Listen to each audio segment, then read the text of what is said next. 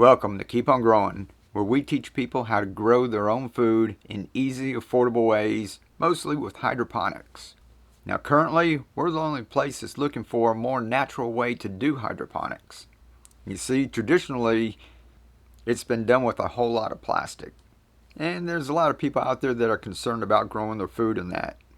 So while not totally eradicating plastic, we're trying to find more natural ways to do things. We're looking for options that use little to no plastic, and also looking at biodegradable materials like wood, even bioplastics.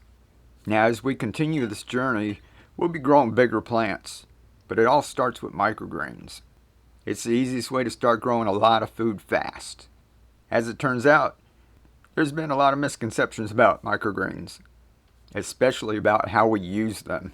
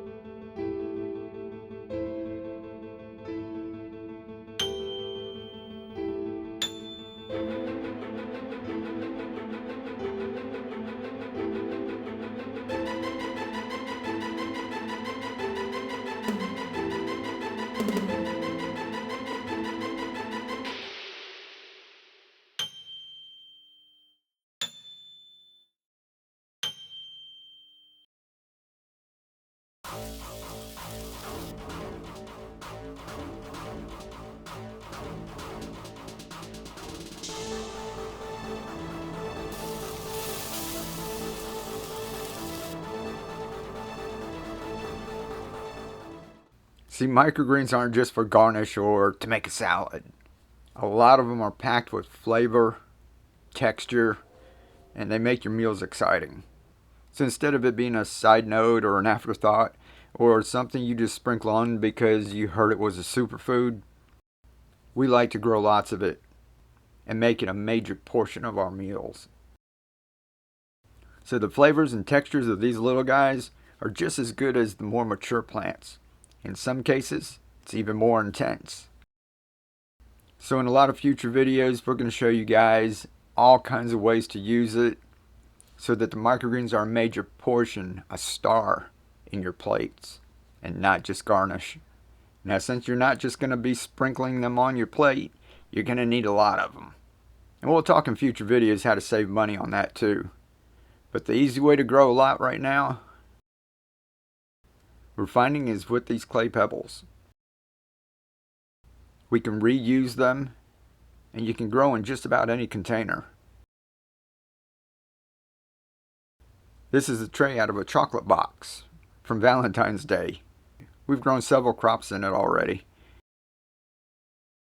Baking trays, soup cups, just about anything. Now in previous videos, we showed you how to make these self-watering trays. That way you can grow your microgreens, set it and forget it. Because if you're going to be growing a lot of them, you want it to be easy. Now you can take some of these, plant them in mason jars. In a few weeks, you have a wall full of greens. Now another thing we did was, we found a bunch of these jars at the Dollar Tree. And we covered them with stick-on vinyl. It comes in these rolls. It keeps the light out, it keeps algae down. Because we want to use this area here to grow some bigger plants. And we still want it to look nice. So we got a board, covered it with shellac, which is a natural material. We use that as a top. And we just filled all the jars with nutrient solution.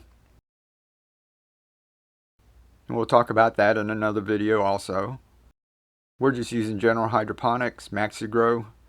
It's great for leafy greens.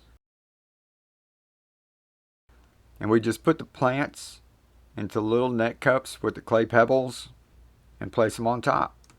It's easy as can be.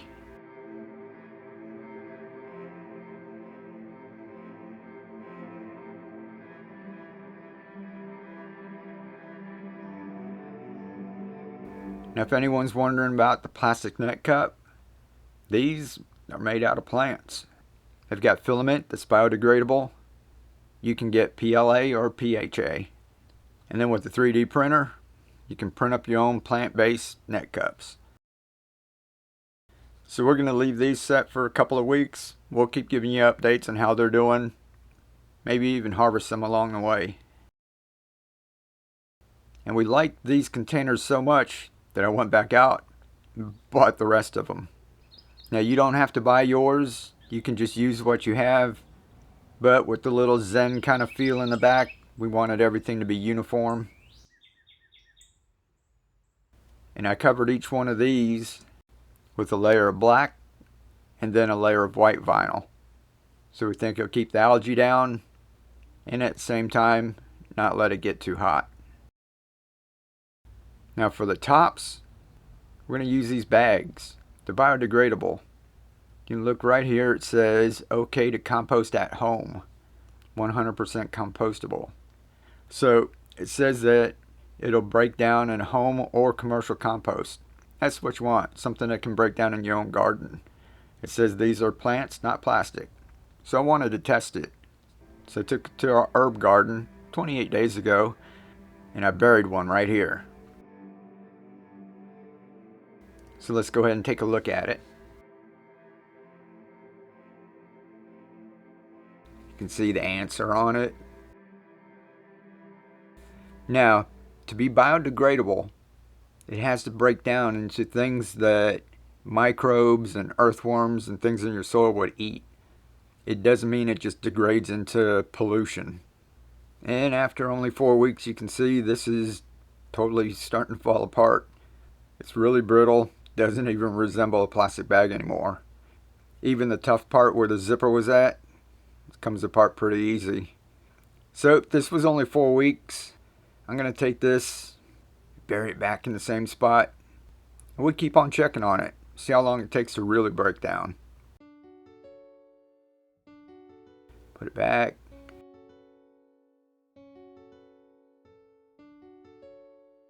And, ooh, sorry, Mr. B. He'll be alright. Alright, now let's use these.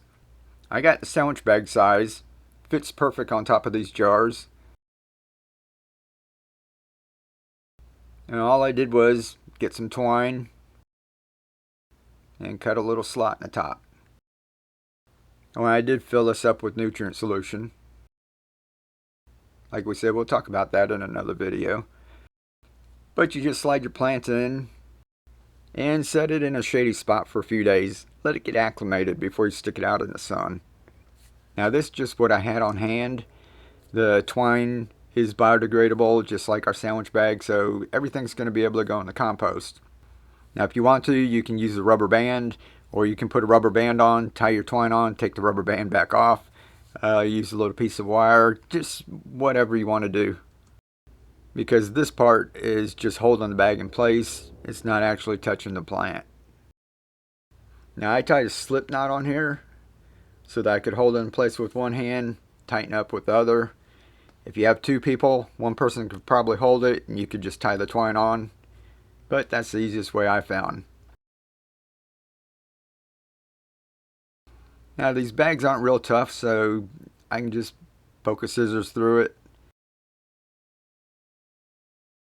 Cut a little slot. And that's all you have to do.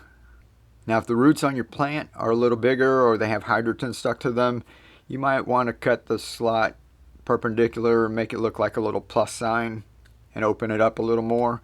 But for most of them, just one little slot like this is just fine.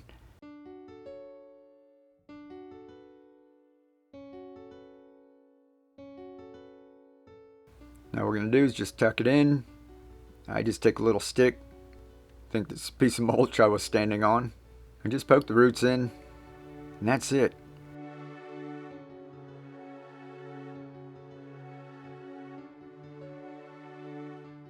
And that's why I like using the clay pebbles and growing the microgreens. It makes transferring them so easy. Hey, just watch this. This is our red cabbage.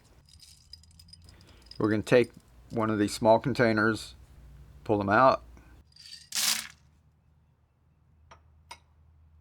Shake off the loose hydrogen. And put them in the container. Now I only fill this one up about 3/4 of the way. Plants like basil and pak choi don't mind their stems getting a little wet. They'll grow extra roots. Some of your other plants, all you want is the roots to be in the water and not the stem. So after I put it in, get them situated, you can always peek in the bottom to see if the roots are touching. But that's it. Then we're going to let this go. Now these self-watering microgreen growers just make the job so fast. You just get a handful of microgreens. This is arugula, and just pop it in there. This is cress. You can check out our other video on how to make these self-watering containers. It's in my featured videos. This way you can grow loads of microgreens. You can actually use these in your meals and then take some and plant them out.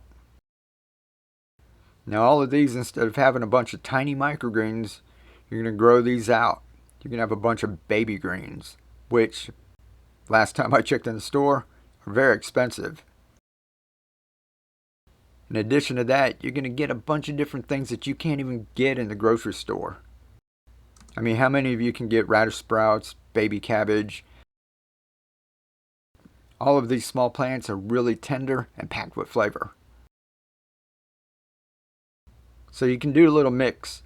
You can bunch them up like this so they get a little bigger. You can harvest them, or you can thin them out and put just a couple in and let these grow into bigger plants. It's up to you. All of this is just an experiment too. We're just having fun with all the different things that we can do, getting creative with everything, cutting down on the plastic. Hopefully, if we use any, it's going to be stuff that we get out of our recycling bin instead of it going to the landfill. With that, we can grow loads of microgreens, transplant some, grow bigger plants using glass, wood, bioplastics, all kinds of cool stuff. So we're excited about it. There's all kinds of stuff you can do. We're trying different materials, experimenting with a whole lot of different things, growing loads of different plants. And like we said, we haven't totally eradicated plastic, but we're trying to cut down as much as possible. We're having fun. We made some bioplastic out of cornstarch, and this one's about a month old. Now I let this one sit for a month to see how long it would last, and it's still pretty tough. So I took it and just cut it. So instead of using foil like I did before, I could use the homemade bioplastic. And these guys sprouted. So whether using a soda pop bottle or a glass mason jar, we may not be 100% at a more natural way to do hydroponics, but I think we're well on our way. Lots more to come, my friends. Stick around for recipes, other ways to grow, live to inspire, keep on growing, be the change. We'll catch you next time.